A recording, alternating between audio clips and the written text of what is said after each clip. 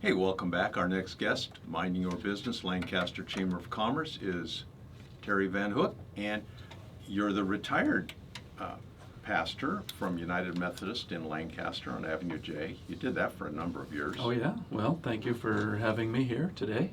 And we're Facebook friends. Facebook friends, and I was at the Lancaster United Methodist Church at Avenue J and 10th, across the street from Doubles, the local church next to Doubles. And Popeyes. Popeyes too, yeah, for 10 years. I was 10 there, years. and that my retirement there last July 1st capped 46 years in the ordained ministry of the United Methodist Church. You're one of the few ministers that I saw as a regular attender at the chamber events. Yes, oh yes. Yeah, the Chamber of Commerce, I think, is very, very important as an institution in the community. Many of our other groups and civic kind of organizations are not nearly as strong as they used to, but chambers seem to buck the trend. They still seem to be very strong. And they are also a place where lots of new people come to kind of get their feet on the ground, and I want to be part of that dynamic mix. Wow. And so here you are. Here I am. Yeah. And even though you've retired, you said, oh, we're going to stick around for a while. Yeah, well, not only that, but start a new business. Why not? Sure. Which is Agape. Well, it's called Agape Journeys, and my wife and I are building on a couple of things that we've loved to do over the years, which is to help people get closer to God and also give people some training in things like leadership and organizational skills, especially as it prevails in a local church. I mentioned to some of my colleagues as I was retiring that I felt I was born 40 years too soon. Really? Because this is one of the most exciting times to be part of a religious organization, to be part of the church. We have come through a time where there was a large amount of involvement in religious organizations after World War II, but we are now at a point of religious involvement that we were at in the 20s.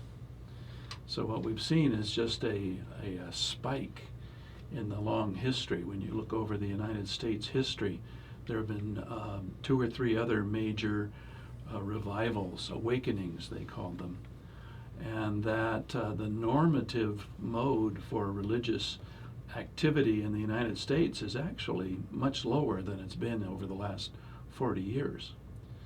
So we are now in one of those, I'm not sure if might go lower, it could, but we're kind of back to zero again in a sense of our average attendance, average involvement.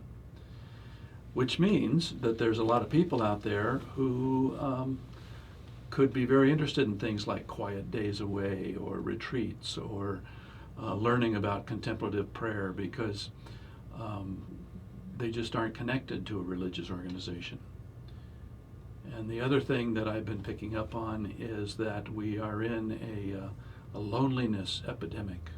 Right. Yep. People are lonelier now than they have been since recorded polling. I've run into a few people recently, and I go, after they've gone on their way, I go, I don't think they have anybody to talk to. That's right. No one? That's right.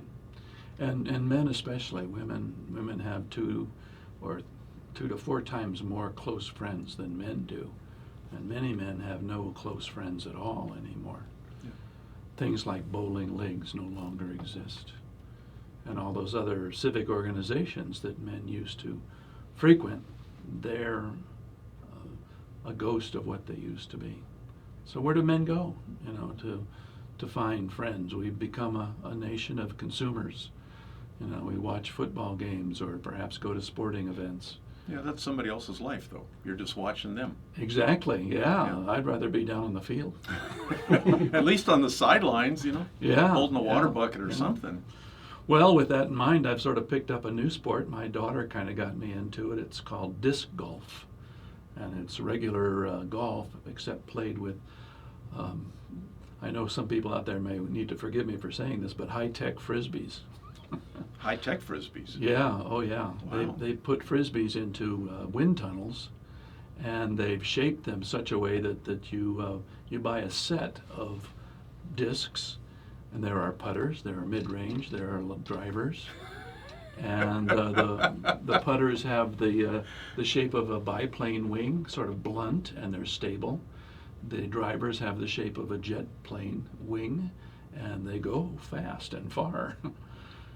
Will we be participating in any of that on November 2nd up at the Priory? No, Okay. no. November 2nd is to just sit and really kind of put aside all of the anxiousness and put aside all of the worries that we carry so much every day, the busyness, and to really move deeper into a state where you can let God's Spirit inhabit your heart in a deeper way. And we'll be giving people instruction if they've never done contemplative prayer before. We'll be helping them understand the benefits of doing that, and there will be 20, 25 people up there with us for a day's retreat, and we'll have a time in the morning of silence, a time in the afternoon, and it looks like we'll be having lunch with the monks. Wow. That's a beautiful facility. You've been up there before. Oh, yes, yeah.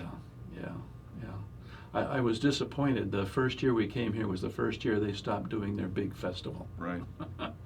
Sometimes success is Yeah, I asked them much. about that. They said that the festival had taken up so much energy and so much attention that it really called them away from their mission and purpose in life.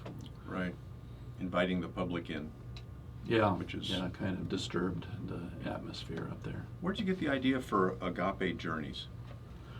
Well, my wife and I have really enjoyed working with people in their spiritual journey over the years. That's been a common thread. And we felt that was one thing that even though we no longer had to go to church meetings and we no longer had to put on stewardship campaigns, that there were some things we could still continue from our Right. career together of the last 40 years. And so we looked at the things that God seemed to be putting on our heart and bringing us joy and contentment, and said that we want to provide those experiences. We want to do major things. For example, in 2 years, we're taking a group here from Antelope Valley and some other places in LA to Europe for a pilgrimage that will spend 17 days, starting out in Munich and going to Oberammergau, the big Passion play there every 10 years, then down to Venice and Florence, and then spending some time in Assisi at St. Francis's hometown, and then spending 3 days in Rome, and then going over to France for 3 days at a retreat center in Taizé, France. Wait, that's 31 days so far. Well, it's not as hectic as it seems. It's not a real tour. We end up in Paris, by the way. Another 3 days. It's not a real tour. It's a pilgrimage, which means we're not going to go to the marketplaces. We're not going to go to the tourist stops. We're going to go to the holy places and negotiate with our tour operator that we want to stay there an hour. We don't just want to jump off the bus, take pictures, and To say, I've been there, right. but an hour. Yeah. We want people to come back with their heart touched and changed in a very intentional way. Many people do have that happen, but we're very much interested in intentionally doing quiet times in Europe. So this is a pilgrimage tour, It's definitely a pilgrimage tour. 2021, 2020, 2020. end of July for 17 days, yeah. End of July through August 7th. Do most of the people traveling with you come from Los Angeles, or do they come from all over the place? Most, although we have some friends joining us from Savannah, Georgia, and someone joining us from Pennsylvania who know of our work and want to be part of our tour. And we want to do some other ones. We want to do some Reformation tours. We want to do some England tours that look at the state of religion over the history of England. So there are a number of things that we want to do. We want to go to China, which is a very interesting religious place. So you come back aware of not just the world and the tourist places, but the beauty that God has been working in people's lives over the years. Wow. So you've got a to-do list, a Yeah. to-go list. Absolutely. And if anybody is interested in finding out about it, we're on the web at agapejourneys.com. And you can plug that in and you can see some of the things that we have scheduled for the next few months. And if they have a suggestion or a little add-on or a detour or something, Absolutely. We're always open for that.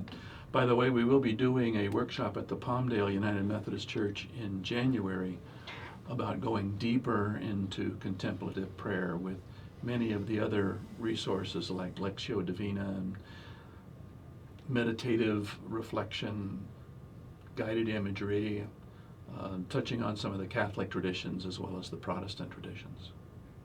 bringing it all together. Yeah, well, like I said, this is an exciting time to be in the church, and we really need to be involved in what is needed in this consumer-driven, isolated world that we're finding ourselves in. We're trying to make sense of it all. Yep, that's right. David Parker out at the Vineyard one time said, the Antelope Valley is cutting edge. I mean, this is an interesting world, but this is an interesting valley. Oh, yes. But absolutely. you choose to stay here. Absolutely. Oh, yeah. Yeah, we're still here after I retired. And you know, the desert in the Bible is a very important and spiritual place. Yeah. We're not walking in circles. No. Although we do also do labyrinths that sometimes have circular patterns.